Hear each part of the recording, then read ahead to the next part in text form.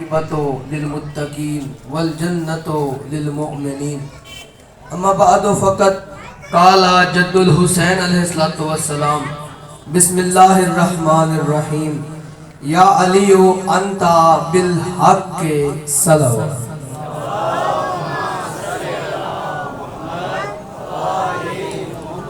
نعرہ تکبیر. آپ کی گرمی کا شدت بھی اندازہ ہے، لیکن جو خالق ہے وہ علی و بطول کا بھی خالق ہے. دونوں ہاتھ بلند کر کے نعرہ تکبیر، ماشاءاللہ. نعرہ رسالت، نعرہ رسالت، نعرہ حیدری. غدیر کی شبیہ بنا کر حیدری. حسینیت، حسینیت، یزیدیت، یزیدیت. خاندان اہل بیت کے دشمنوں پر لعنت، لعنت. بر محمد و آل محمد صلی اللہ علیہ وسلم.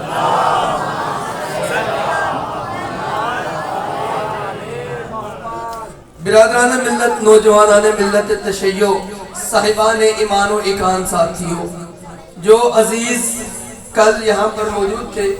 کل ایک حدیث پڑھی گئی تھی رسالت معاب کی کہ رسول خدا کہتے ہوئے نظر آتے ہیں کہ حق علی کے ساتھ ہے اور علی حق کے ساتھ ہے. پھر دعا مانگی، میرے اللہ، میرے مالک، میرے خالق، اللہم ادر الحق حیث ما دار علی، کہ میرے اللہ تو حق کو ادھر ادھر پھیر جدھر جدھر علی ہو. توجہ ہے، صلوات پڑھیے گا خاندان تطہیر.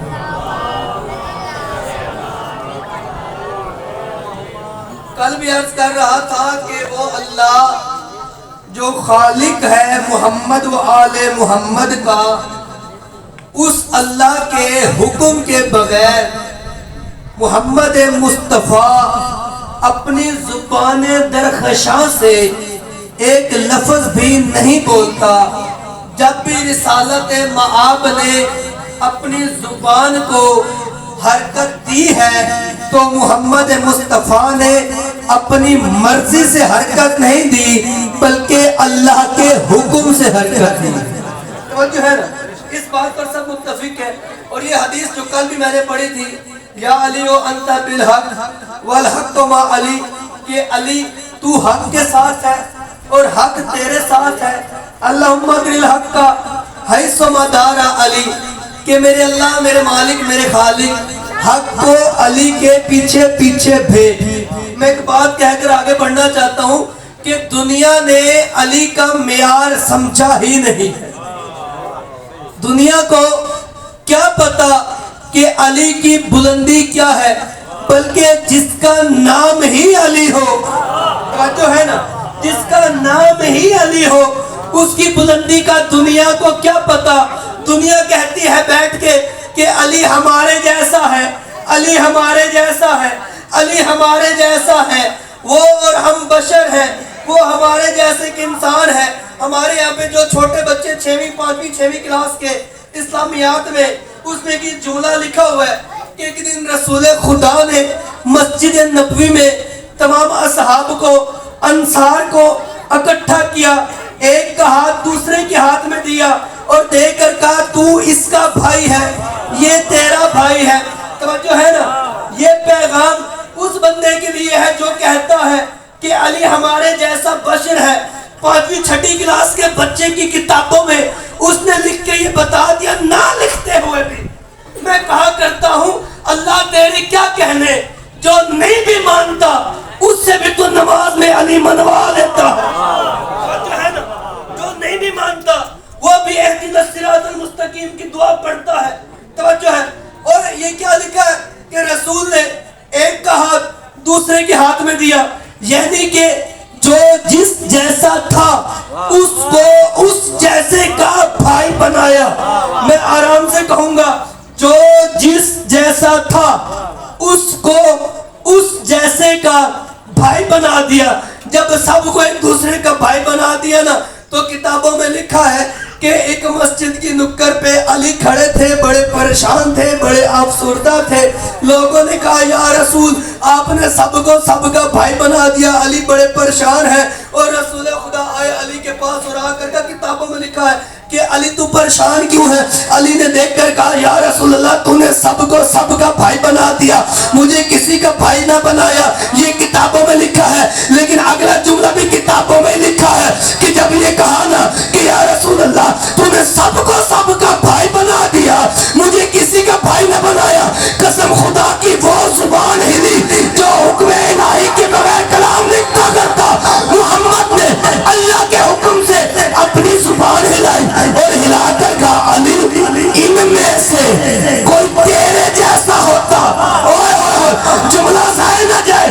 علی ان میں سے کوئی تیرے جیسا ہوتا میں تیرا بھائی بنا دیتا. یا علی یاد رکھ انت اخی فی الدنیا والآخرہ. علی یہ سارے دنیاوی بھائی ہیں، تو دنیا میں بھی میرا بھائی ہے، آخرت میں بھی میرا بھائی ہے.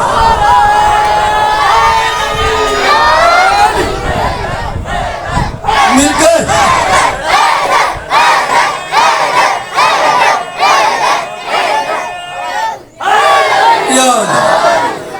یقین مانو آپ جو اس مجلس میں آ کر بیٹھتے ہو، مولا علی کا ذکر سنتے ہو، آپ علی کے فضائل سن کر خوش ہو کر نعرے لگاتے ہو.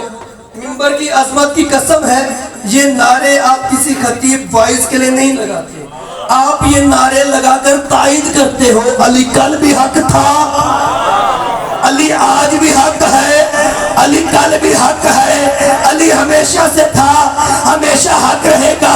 میں ان کے لیے کہتا ہوں جو کہتے ہیں نا علی ہمارے جیسا ہے، تو یاد رکھو میں ایک جملہ بڑا میرا مشہور ہے، یہ جملہ اکثر کہا کرتا ہوں، وہ بندہ بندہ نہیں جس کا علی بندہ نواز نہیں، وہ شاہ شاہ نہیں جس کا علی شاہ نہیں، بلکہ آسان کر دوں وہ سید سید نہیں جس کا علی سید نہیں. جو ہے نا وہ سید سید نہیں جس کا علی سید نہیں، وہ سید سید نہیں جس کا علی سید نہیں، وہ فرشتہ فرشتہ ہی نہیں جس کا علی استاد نہیں. سب فرشتوں میں عظیم فرشتہ جبرائیل ہے نا، جبرائیل ان کے تھر سے بھیک مانگتا ہے اور جبرائیل تمام فرشتوں کا سردار ہے. اس در پہ کبھی سائل بن کر آتا ہے، کبھی درزی بن کر آتا ہے، کبھی روٹیاں لینے آتا ہے. میں بڑی اپنی ذمہ داری سے منبر کی عظمت کا، منبر کی تقدس کا لحاظ کرتے ہوئے علم مولا عباس کو گواہ بنا کر ایک اور جملہ کہتا ہوں، وہ نبی نہیں جس کا علی ولی نہیں. میں نے اپنی طرف سے نہیں کہا، کتاب کا حوالہ دینے کو تیار ہوں. جو دیکھنا چاہے میرے پاس کتاب موجود ہے، کتاب کا نام جناب المودت، اس میں یہ درج ہے کنز العمال، اس میں یہ درج ہے کہ رسول خدا خود ارشاد فرماتے ہیں لم یبعث النبی الا بولایت علی بن ابی طالب. تھوڑی خاموشی میں قربان جاواں، رسول کائنات کا نبی کہتا نظر آتا ہے کوئی بھی نبی باعث نبوت نہیں ہوتا جب تک علی کی ولا کا اقرار نہ کر.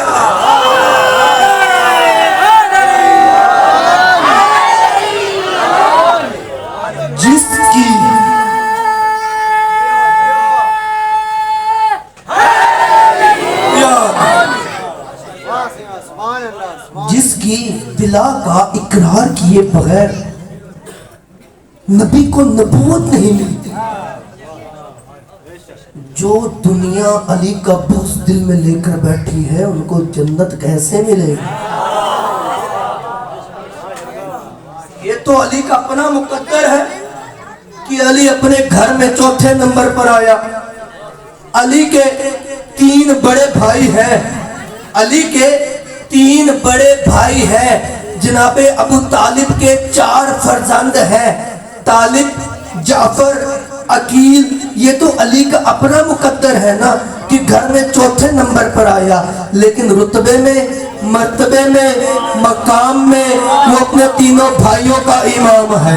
توجہ ہے، صرف تینوں بھائیوں کا نہیں، علی وہ امام ہے جو اپنے بابا کا بھی امام ہے. صرف بابا کا نہیں، آدم سے لے کر خاتم تک ہر باپ کا امام ہے علی، حوا سے لے کے خاتم تک ہر ماں کا امام ہے علی، باقی بھی امام ہے۔ میں کسی کے ذہن میں کوئی سوال نہ رہے، امام حسن مجتبیٰ بھی امام ہے، لیکن مولا حسن بادشاہ امام ہے مولا حسین کے، بیٹے ہیں مولا علی کے۔ یہ 12 اماموں میں واحد مقام واحد منزلت مولا علی کو حاصل ہے، باقی بھی ائمہ معصومین ہیں، لیکن وہ تمام مولا علی کے بیٹے ہیں۔ مولا سجاد بیٹے ہیں مولا حسین کے، امام ہیں مولا باقر کے، یعنی کہ کوئی بھی امام ماں سوائے مولا علی کے اپنے بابا کا امام نہیں ہے۔ ارے میں تو جملہ کہہ گیا، آپ چپ کر کے بیٹھے رہے، جب علی کی اپنی اولاد علی کی برابری نہ کر سکی، جب علی کی اپنی اولاد علی کی برابری نہ کر سکی، اور یہ واحد مقام و منزلت صرف مولا علی کو حاصل ہے، اور صرف اس لیے یہ مقام و منزلت حاصل ہے کہ علی اس دنیا میں آیا فقط اس لیے آیا ہے کہ وہ علی یہاں پر آ کر بتلائے کہ وہ اللہ ہے۔ میں ہمیشہ یہ بات کرتا ہوں، علی کے فضائل سننے کے بعد گھبرایا نہ کرو، شکر ادا کیا کرو۔ اللہ نے جس کو اللہ منوانے کے لیے بھیجا ہے، اگر اس کے اتنے فضائل ہیں تو خالق کے کتنے فضائل ہیں۔ دنیا نے علی کو سمجھا ہی نہیں، دامن وقت میں وسعت نہیں ہے، نہیں تو میں تفصیل سے گفتگو کرتا، گرمی کا بھی مجھے تقاضا ہے۔ دنیا نے علی کو سمجھا ہی نہیں۔ آج آپ نے اس اپنے شہر میں جلوس نکالے ہیں، میں نے کل بھی ایک بات عرض کی تھی، جتنے بھی یہاں پہ عزادار حلقے کے ماتمی بیٹھے ہو، آپ امام حسین کا تابوت برآمد کرتے ہو، تابوت اس کا برآمد کیا جاتا ہے جس کی لاش ملی ہو۔ آپ مولا عباس کا تابوت برآمد نہیں کرتے، کیونکہ روایات میں ہے جتنا قد دراز تھا نا عباس کا، اتنی چھوٹی قبر بنی عباس۔ اور شہزادہ قاسم جس کی آج آپ نے مہندی برآمد کی ہے، جلوس نکالے ہیں، میں ایک بات کہا کرتا ہوں کہ بڑا سوال اٹھا ہوا ہے کہ کربلا میں کیا شہزادہ قاسم کی مہندی بنی تھی یا نہیں؟ یقین مانے کربلا حسرتوں کا نام ہے۔ کربلا میں ہر ماں اپنے دل میں حسرت لے کر گئی، ہر ماں کے دل میں حسرت تھی۔ اور جب یہ جو کل کی رات آ رہی ہے نا، دن گزرنے کے بعد جو شب عاشور کی رات ہے، خیموں میں ایک پہرا لگا ہوا ہے، خیموں کے باہر ایک طرف مولا عباس کھڑے ہیں، ایک طرف شہزادے علی اکبر کھڑے ہیں۔ مولا عباس نے دیکھ کر کہا اکبر سے کہ اکبر بیٹا، کل میدان میں نا صبح میدان لگنا ہے، ہر نے میدان میں جانا ہے، اکبر میں گزارش کرتا ہوں کہ دعا کر کل میدان میں پہلے میں عباس جاؤں۔ کہا چچا وہ کیوں؟ کہا اکبر تو جو ہے نا اپنے بابا کی آنکھوں کا نور ہے، تیرے جانے سے میرے مولا حسین کی آنکھوں کا نور ختم ہو جائے گا، پہلے میں جاؤں گا۔ شہزادے علی اکبر کہتے تھے چچا اگر میرے جانے سے میرے بابا کی آنکھوں کا نور ختم ہوگا نا، آپ کے جانے سے میرے بابا کی کمر ٹوٹ جائے گی، پہلے مجھے جانے دیجئے گا۔ ابھی یہ دونوں چچا بھتیجا میں بات چل رہی تھی کہ خیمے کی طرف سے ایک 13 سال کا شہزادہ آیا اور اس نے چھوٹے چھوٹے ہاتھ باندھے اور ہاتھ باندھ کے کہنے لگا چچا غازی نہ کل میدان میں آپ جانا نہ بھائی علی اکبر آپ جانا۔ کہا کیوں نہ جائے؟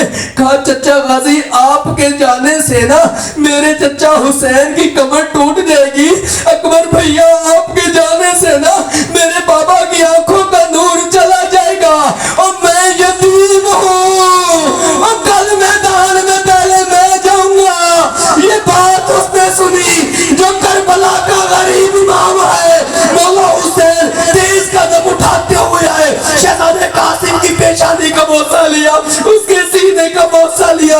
اللہ جانے آج کی رات حسین قاسم کے سینے کا بوسہ کیوں لے رہا تھا؟ حسین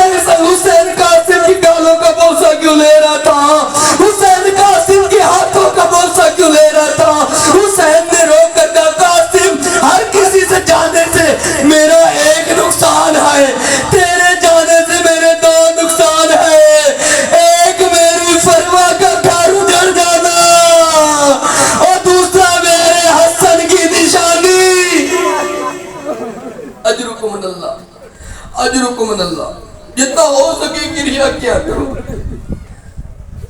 تمہیں کیا پتا کربلا کی مہو کے دردوں کا، تمہارے کبھی چھوٹے چھوٹے 13 سال کے بچے، چھوٹے بچے بیٹھے ہیں آپ کے، یہ 13 سال کا بچہ اگر کبھی گر جائے نا تو ماں سے پوچھنا ماں پر کیا بیتتی ہے، لیکن میں قربان جاؤں کربلا کی ماں پر۔ شہزادے قاسم جب بھی آتے تھے بی بی صرف ایک جملہ کہتی تھی، قاسم ابھی تو زندہ ہے، قاسم ابھی تو زندہ ہے۔ رو کر کہا اماں مجھے میدان میں نہیں جانے دیتے، جب بھی میں جانے کا ارادہ کرتا ہوں چچا حسین اللہ جانے کیوں میرے رخسار چومتا ہے،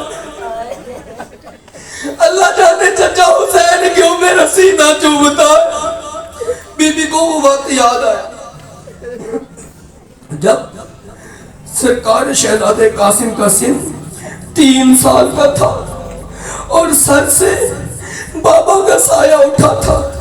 جب حسن کا تابوت دوبارہ گھر میں آیا تھا بی بی کو وہ وقت یاد آ گیا۔ بی بی نے کہا قاسم ایک وقت تھا جب تیرے بابا کو زہر ملی ہوئی تھی نا، تیرے بابا نے مجھے ایک تعویذ لکھ کر دیا تھا اور کہا تھا جب بھی کبھی مشکل وقت آئے نا یہ تعویذ نکال لینا، اور آج کے دن سے زیادہ مشکل وقت نہیں ہے۔ شہزادے قاسم رو پڑے، رو کر ماں کے قدموں پر چھوٹے چھوٹے ہاتھ لگا کر کہتے ہیں ماں وہ تعویذ کہاں پر ہے مجھے دیجئے۔ بی بی نے کہا قاسم تیرے بازو کے ساتھ بندھا ہوا ہے، بعض روایات میں ہے کہ صندوق میں ہے، لیکن مولا قاسم نے جب تعویذ اٹھایا پیچھے پیچھے بی بی فرمایا آگے آگے شہزادے قاسم ہے۔ کیا عظمت تھی مولا حسین نے، کیا عظمت یہ تھی اپنی ماں کے اس دنیا سے چلے جانے کے بعد بڑی بھابھی کو مولا حسین نے ماں سے کم کبھی نہیں بلایا۔ جب بھی کہتے تھے جب آتے دیکھا تو کھڑے ہو گئے، تعظیماً کھڑے ہو کر کہا اماں بھٹائی کسی کو بھیج دیتے نا، مجھے بلا لیتے، خود کیوں آئے ہو؟ بی بی نے کہا حسین آج میں تیرے در میں سوالی بن کر آئی، یہ تیرے بھائی حسن نے ایک تعویذ دیا تھا، یہ تعویذ پڑھ۔ ابھی جو مولا حسین نے تعویذ کھولا جو شہزادے قاسم کو رونے کی نیت سے آئے بیٹھے ہو، مولا حسین کی آنکھوں سے آنسو برسے کہ اوپر کیا لکھا ہوا تھا؟ حسن نے لکھا تھا حسین میرے بھائی کربل 61 ہجری 10 محرم جب میرے قاسم تیرے پاس جنگ کی اجازت لینے آئے، اس کو یتیم سمجھ کے واپس نہ بھیجنا، اس کو میدان میں بھیج دینا اور تیرے اصغر کا صدقہ ہو جائے گا، اور شاید قاسم سے جانے سے تیرا اصغر بچ جائے۔ اجرکم من اللہ، اجرکم من اللہ۔ صرف ایک یا 2 جملے سنتے چلے جائیے گا۔ عزادارو اجازت ملی، شہزادے قاسم تیار ہوئے میدان میں جانے کے لیے۔ 2 تلواریں شہزادے نے نیام میں رکھی۔ میں ایک جملہ کہہ رہا ہوں بڑے آرام سے کہوں گا، شہزادے نے اتنی زرہیں پہنی کہ کوئی زرہ پوری نہ آئی۔ شاید تاریخ میں کسی جنگجو کو معلوم ہی نہیں تھا کہ کبھی میدان میں 13 سال کے بچے نے بھی جانا ہے، اور 13 سال کے بچے نے بھی کبھی جانا ہے میدان میں، زرہ پہنائی زرہ پوری نہ آئی۔ عزادارو شہزادے قاسم چلے اور آئے وہاں پر جہاں پر چچا حسین بیٹھے تھے، ودا کرنے کے لیے آئے۔ مولا حسین نے جب بھی کوئی میدان میں گیا نا، مولا حسین نے ہر کسی کے سر پہ دستار باندھی، دستار باندھنے کے بعد جو آخری پلو تھا نا اس کو تحت الحنک بنا کے گردن سے کندھوں پہ رکھا۔ لیکن جب شہزادے قاسم آئے ہیں نا، مولا نے دستار بنا کر تحت الحنک نہیں بنائی، روایات کے الفاظ ہیں کہ پورا پلو چہرے پہ رکھا اور چھوٹی چھوٹی قطریں بنائی اور سینے کو چاک کیا، قمیض کو چاک کیا۔ مولا عباس نے پوچھا سردار یہ قمیض کو چاک کیوں کر رہے ہیں؟ مولا حسین نے کہا عباس مجھے پتا ہے قاسم نے تقسیم ہو جانا ہے اور میں اس کے لباس کا کفن بنا کے بھیج رہا ہوں۔ اجرکم من اللہ، اجرکم من اللہ۔ کوئی غم نہ دیکھے سوائے غم حسین۔ عزادارو شہزادے قاسم چلے، بس 2 جملے کی اجازت دیجیے. شہزادے قاسم چلے میدان کی طرف. شہزادے نے جب جانا چاہا پیچھے سے شہزادے کی ماں نے بلایا اور کہا قاسم یاد رکھ ایسی جنگ کری کہ لوگوں نے تانا دیا تھا کہ حسن کو جنگ کرنی نہیں آتی، آج ایسی جنگ کری اور دنیا کو بتا دی کہ تیری رگوں میں حسن کا خون ہے. عزاداروں رونے والوں شہزادے نے جنگ کی. ابھی مولا عباس نے سوار کروایا تھا، شہزادے کے پاؤں رکابوں تک نہیں پہنچتے تھے، رکابیں نیچی تھی، شہزادے کے پاؤں چھوٹے تھے. عزاداروں جنگ کرتے کرتے ایک ملعون نے کہا یہ ہاشمی ہے، اس کے مقابلے میں ایک ایک نہ جائے. پوری فوج اشکیا نے حملہ کیا، ایک ملعون نے گرز مارا، گرز کا لگنا تھا شہزادے کا پاؤں زین میں پھنس گیا. شہزادے قاسم کا پاؤں رکاب میں پھنس گیا. عزاداروں شہزادے کا گھوڑا بھاگتا رہا جہاں سے گھوڑا بھاگتا تھا، اور جس کے پاس تلوار تھی وہ تلوار مارتا تھا، اور جس کے پاس نیزہ تھا وہ نیزہ مارتا تھا. عزاداروں یہاں پہ کیا منظر ہے؟ مولا حسین نے کہا عباس عباس جلدی کر تلوار نکال. کہا کیوں مولا؟ کہا وہ دیکھ میرا قاسم نظر نہیں آتا، جلدی چل میرے ساتھ. عزاداروں مولا حسین میدان میں پہنچے. ابھی شہزادے قاسم کے پاس مولا حسین نے شمال بھی دیکھا یمین بھی دیکھا، آواز دے کر کہا آئینہ آئینہ قاسم، او قاسم کہاں پر آئے؟ اجرکم اللہ. کہا قاسم کہاں پر آئے؟ آواز نہیں آئی، تاریخ کے الفاظ ہے، آواز نہیں آئی. عزاداروں پھر مولا حسین نے کہا قاسم میں وقت کا امام ہو کر کہتا ہوں جہاں پر بھی ہے مجھے آواز دے. عزاداروں یہ کہنا تھا گوشت کا کوئی ٹکڑا شمال سے اٹھا، کوئی جنوب سے اٹھا، کہیں سے مولا حسین نے قاسم کا بازو اٹھایا، کہیں سے مولا حسین نے قاسم کے کٹے ہوئے رخسار اٹھائے. عزاداروں روایات میں نہ ہو، مجھے غازی کے عالم کی قسم مجھے یہی پر موت آ جائے. مولا حسین نے جب کہا نا قاسم میں امام ہو کے کہتا ہوں جہاں پر بھی ہے مجھے ندا دے. عزاداروں گھوڑے کے سموں سے گوشت کے ٹکڑے نکلے. مولا حسین نے ایک کٹڑی بنائی، قاسم لے آیا. بی بی فرما سے کہا فرما گیا قاسم دا آیا تقدیر. وَسَيَعْلَمُ الَّذِينَ ظَلَمُوا أَيَّ مُنْقَلِبٍ يَنْقَلِبُونَ وَلَعْنَةُ اللَّهِ عَلَى الْقَوْمِ الْكَاذِبِينَ عَلَى الْقَوْمِ الْقَاتِلِينَ.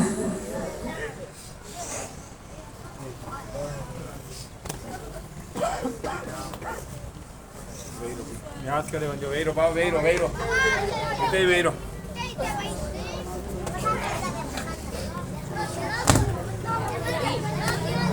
Ban mà thôi.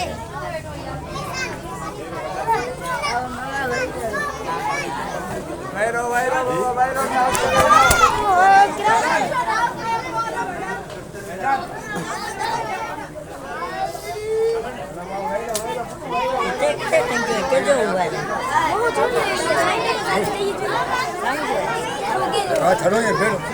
Cái